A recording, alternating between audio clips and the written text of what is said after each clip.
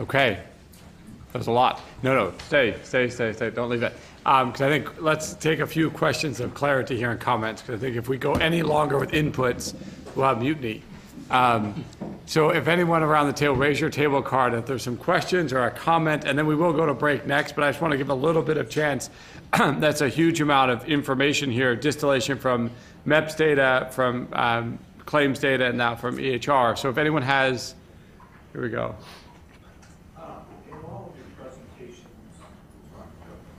If you can use your mic, please. Thanks. Speak. That's better, right? So in all your presentations, I didn't get the sense that there was a segmentation for those patients who were diagnosed with a severe and persistent mental illness. And I wonder if you did any segmentation on that. You mentioned behavioral health and mental health issues, but I believe there's data out there from CMS and others that show the top 5% of the highest spending patients in Medicaid are those with a severe and persistent mental illness. So we essentially tried to do that and essentially looked at when we did the high need, high cost people, we recognized that behavioral health or mental health was a separate category, was not simply a unique chronic condition like everything else, but really was a modifier as well as a chronic condition. So that's why when we did all the analysis, we looked at them very separately, and you could see in some of the numbers that I showed, their expenditure patterns were very different, their ability to fund their research, their care was very different, their social needs, which I didn't show, were very different. So I think you're right, it's important to look at them as a separate category. Let me just say very quickly, I couldn't agree more with Jerry or the underlying point that you're making. I mean, so far in the work we've done, we've certainly looked at how mental health is far more prevalent among high-cost patients, but that is A, predictable, and B, not insightful enough to do anything useful with. So the next set of work that we are going to hopefully engage in is actually try to empirically test out a point that Jerry made, which is one of the ways I think people with mental health issues really end up both having poor health outcomes and end up spending a lot of money, is how it affects all the other things that go on in their lives, right? So diabetes unto itself may not be very expensive, but diabetes plus mental health issues may be a phenomenally potent combination, and we want to sort of test that out empirically. And then the point that you raise, which is that people can be cooking along doing fine and then get a brand new diagnosis of mental health, some mental health issue, and that can have a long-term effect. And again, I think those are really important empirical questions to tease apart. We just haven't gone there yet, but not because it's not important. Yeah, and just extending that a little bit, there are a number of researchers who have been looking at this issue. There's a substantial increase in spending in patients who have depression, for example, and other major mental illnesses. And what's interesting about that is some of it obviously is just the additional cost of care, some of it is in non-compliance and other unexplainables. And I think AARP, who are one of our partners, are specifically interested in the impact of social isolation. And social isolation itself, I think, can and mental health is one of the risk factors of social isolation, can substantially increase the cost of care as well. So. Okay, we'll take a couple more. Let's group them over here. Is this, who has their? Could I add something to that, the mental health question?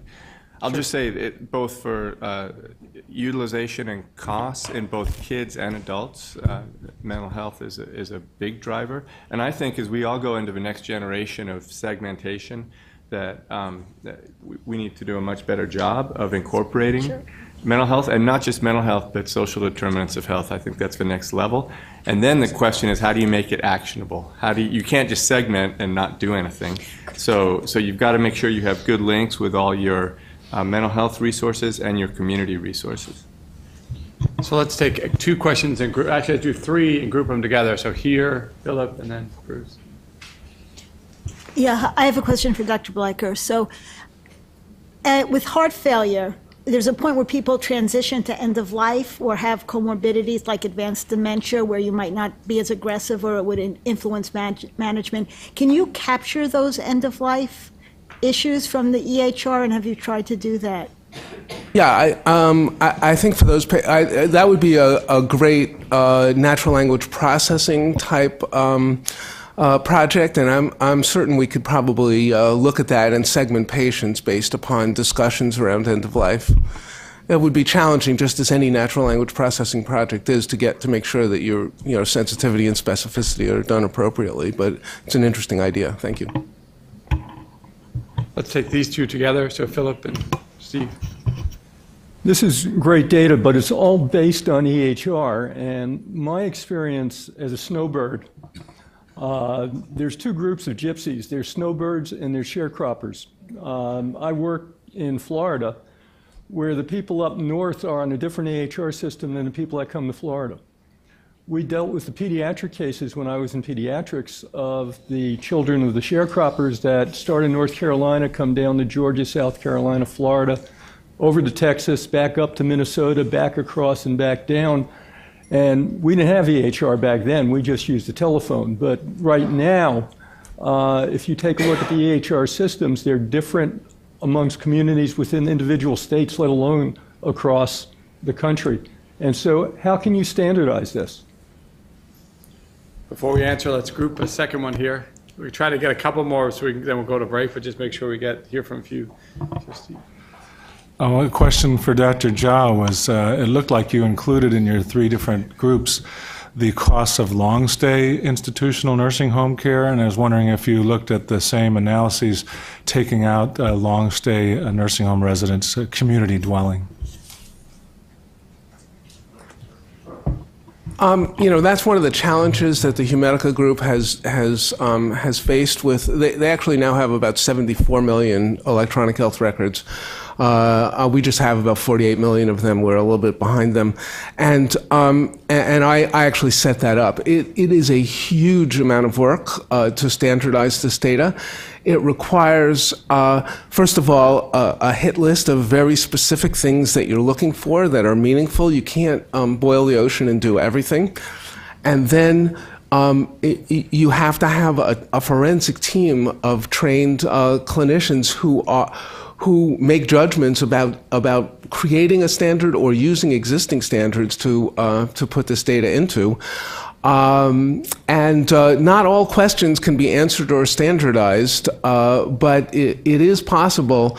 The data that we're looking at is completely standardized amongst many different electronic health record systems. There is certainly, there's always the difference in the way that physicians capture data and document data, but I think even more so there's differences in the way that coders code code records and turn them into claims. So no data source is perfect, but I think electronic health records at least get you into a more granular place where you can, where we've identified, for example, that if you look at absolutely non-refutable evidence of diabetes, that is, on diabetes, specific diabetes drugs for a substantial period of time, A1Cs that are absolutely diagnostic and other measures, and then compare it to coded diabetes, you can have between 11 and 31% of patients who have no code in a 3-year period for diabetes and yet are being treated for diabetes in the same institutions.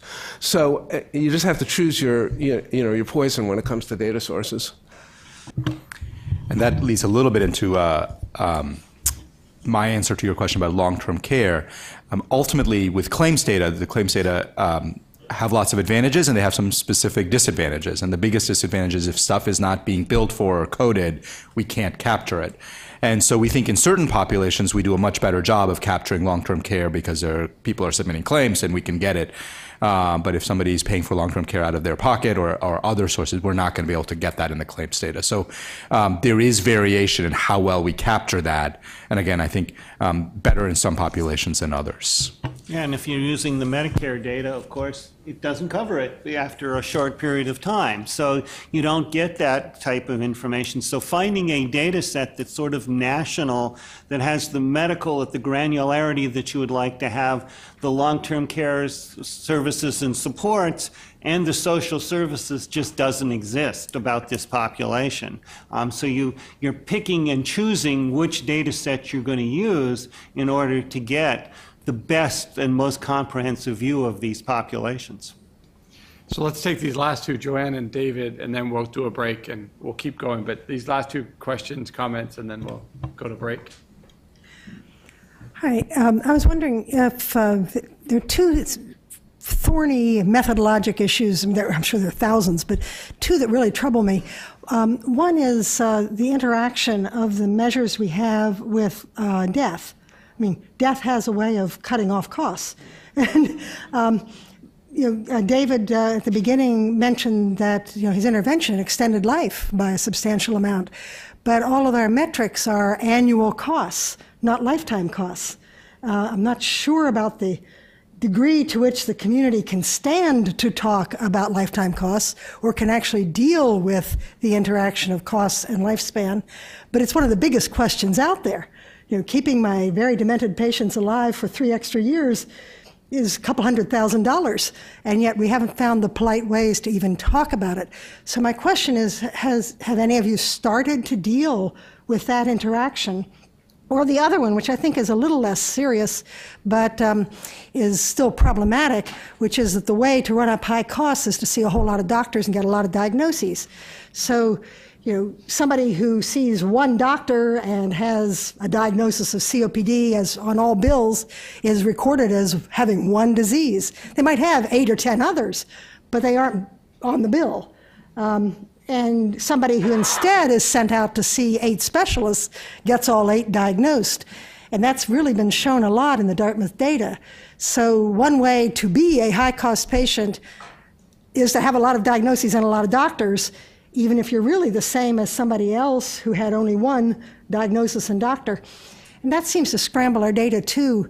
So, maybe some of these databases where we have standardized evaluations would begin to at least measure the size of this second issue. But the first issue is just odd to me as somebody who's always dealt with people at risk of dying, that we don't even have methods that begin to talk about the issue, and yet it drives more dollars than anything else. To pick up on Joanne's point from a different angle is the role of multiple providers as a driver of potentially preventable costs and preventable hospitalizations. In the VA, we actually found that number of providers was more predictive than number of conditions as a risk factor, and that may be because it's a marker of severity, but it also may be because it's an indicator of missed opportunities.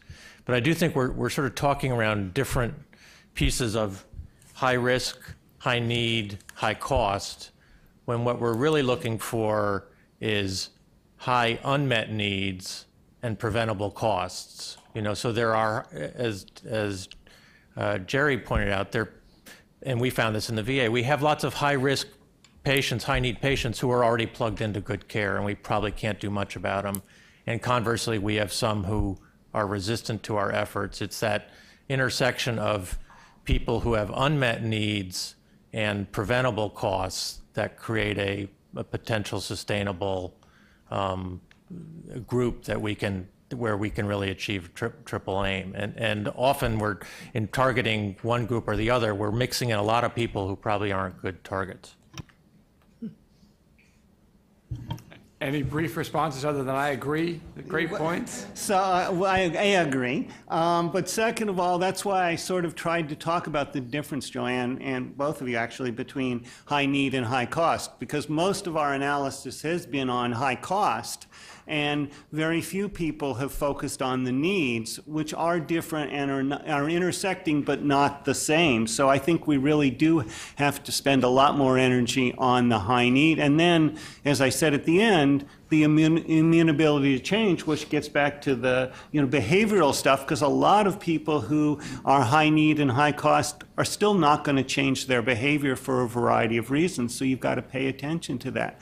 I totally hear you, Joanne, on the issue of lifetime and death and all those things. Later this week, I'm over in the UK talking about those types of issues. The problem for the US is I change my health plan every 2 years, even if I'm in Medicare. I change my health plan every 2 years or something like that. So I, as an insurer, don't have much of an incentive to take a long-run view of your health. I have a quarterly, an annual review of your health, not a multiple-year thing. And so only like in Medicare do we have that longitudinal data to take a look at it. But, so many of the people are now in health plans that, they change health plans. Just very quickly, so Joanne, I think the issue around death, how death basically shortens your spending opportunity and can make you look much cheaper. Those are really important methodologic issues. We in our first pass punted on some of them, not because we didn't think they were important, but we actually didn't have a great way to handle it. But we think that's something that really does need much more careful consideration. I think we have not sorted out how to think about spending in people who are very severely ill, some of whom will go on to die, some of whom will not go on to die and actually go on to live and have chronic disease and be productive and have lives that they value and want to continue living. And how do you begin to really address that from a claim state? I'm not even sure the EHR I think is helpful in pushing that conversation forward. So my, I guess, big picture point is we all can take a step back and say, boy, what we really would love is really rich clinical data with all the social services data for the entire country. Absolutely, that'd be fantastic. But the point is, I think there's still a tremendous number of insights that each of these different data sources give, as long as we're aware of the limitations, understand where we run into realities that can't, we can almost never in the data that we have replicate what a physician or a nurse knows about his or her patient. But I think from a national policy point of view and even from large provider organization point of view, there's still a tremendous amount of insights to be had about how to focus our energy to improve care for these complex patients. And I want to I totally agree with what Jerry and Ashish have said, and I've thought a lot about this. This longitudinal period of time where your employer and their and the insurer have this very intense interest in you in the the 30-day period and the 1-year period and the 3-year period, but when you get to the 10-year and the half logs, the 10-year and 30-year period. No, and Medicare does pick it up to some extent when you get out there, but there's this tragedy of the commons, if you will, a version of tragedy of the commons where nobody really cares about this, and not only that, we're unwilling, I think, as you implied, as a country, to actually have a conversation about what the value of a period of time is versus the cost of extended life. It's very challenging, and it's hard to imagine how in anything but some politically unpopular healthcare systems it becomes possible for somebody to own that whole story. But I think a much bigger problem for us today, in fact, is that mortality data of the type you'd need to even do the analysis is very difficult to come by. The Social Security data has become, in large data sets where you're not looking at individual institutions, the Social Security data set has become unreliable and unavailable to a great extent. The CDC data set is costly, and it's very difficult to actually get accurate mortality information on that can be matched to individual patients. Great. Let me thank the panel, and then we're going to take a break. We're going to try to catch up a little bit. Let's come back at 5 after 11, so 10-minute break, so that we can get back a little time. I know it's hopeful, but let's try for 5 after. Thanks.